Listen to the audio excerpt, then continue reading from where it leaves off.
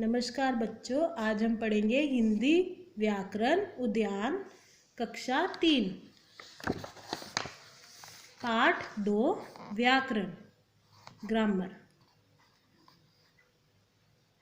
इन वाक्यों को पढ़िए और समझिए।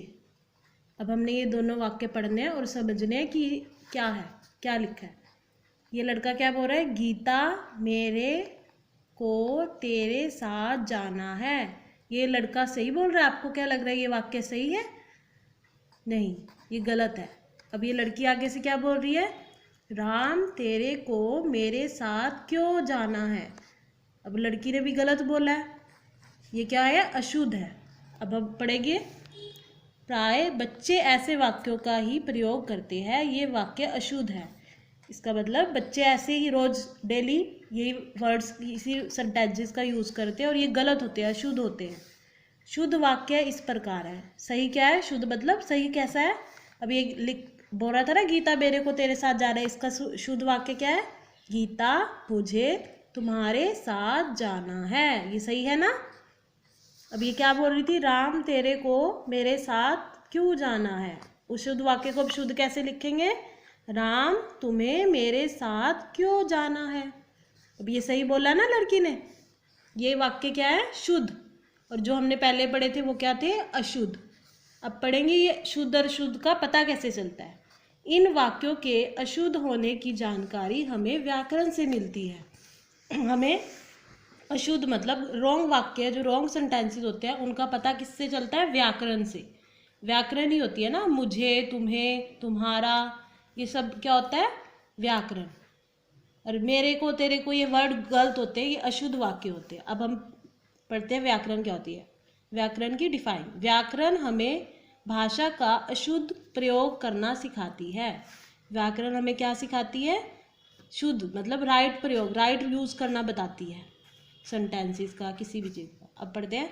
व्याकरण की सहायता से हम अशुद्ध रूप में बोलना, पढ़ना, लिखना तथा समझना सीखते हैं। व्याकरण ही है, ग्रामर ही है जिससे हम शुद्ध मतलब राइट बोलना सीखते हैं, पढ़ना सीखते हैं और लिखना सीखते हैं। सही हमें पढ़ना, बोलना और लिखना व्याकरण ही समझाती है, ग्रामर।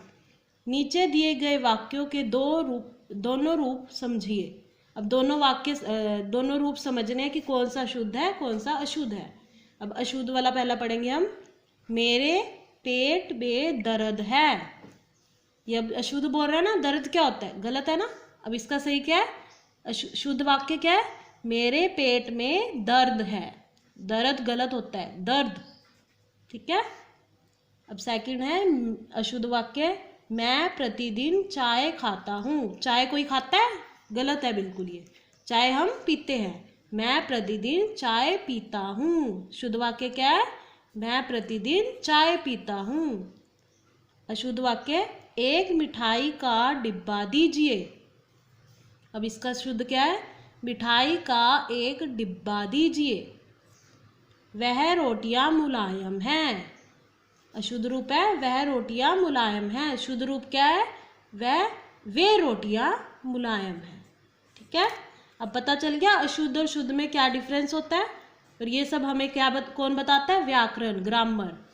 व्याकरण हमें वर्णों, शब्दों तथा वाक्यों की शुद्धता की जानकारी देते हैं। ग्रामर ही हमें वर्ण क्या होते हैं? अ से अंक तक, क से ज्ञा तक, क ख ग सबने पढ़ा ना, वो वर्ण होते हैं। उनका हमें व्याकरण बताती है। शब्दों मतलब वर्ड, कोई वाक्य, कोई सेंटेंस, उसकी शुद्धता, उसका सही होना हमें कौन जानकारी देता है? व्याकरण। ओके। अब हम इसकी करेंगे अभ्यास कार्य, एक्सरसाइज। सोचिए और लिखिए। सोचना है और फिर लिखना है। इन वाक्यों को शुद्ध करके लिखिए। अब हमारे पास वाक्य दिए हुए हैं, इन वाक्यों को हमने शुद्ध करके लिखना है। अब हमें अशुद्ध वाक्य दिए हुए हैं। क, पिताजी आया है। कोई ऐसे बोलता है पिताजी आया है? गलत है नहीं। अब इसका सही वाक्य क्या है? पिताजी आए हैं। ठीक है। अब सेकंड है ख, मेरा पेट सिल गया है। मेरा पैंट सिल गया है। ये गलत बोल रहा है ना, मेरा पैंट सिल गया, तो इसका क्या होगा? मेरी पैंट सिल गई है। शुद्ध वाक्य क्या है? मेरी पैंट सिल गई है। अशुद्ध वाक्य क्या है? ग, बच्चे को काटकर आम खिलाओ। बच्चे को काटते हैं फिर आम खिलाते हैं, ऐसा तो नहीं सुना कभी। इसका शुद्ध वाक्य क्या है? बच्चे को आम काट कर खिलाओ। ठीक है, सही क्या है? बच्चे को आम काट कर खिलाओ। घ, तुम कब जाएगा? तुम कब जाएगा ऐसे वर्ड नहीं यूज करते ना, जाएगा तो क्या बोलते हैं? तुम कब जाओगे। ओके। ड, रोहन और गीता स्कूल को गई। स्कूल को गई, ये क्या हुआ? गलत। अब सही क्या है इसका? रोहन और गीता स्कूल को गए। ठीक है, अभी आपको पढ़ लिया ना अशुद्ध और शुद्ध वाक्य।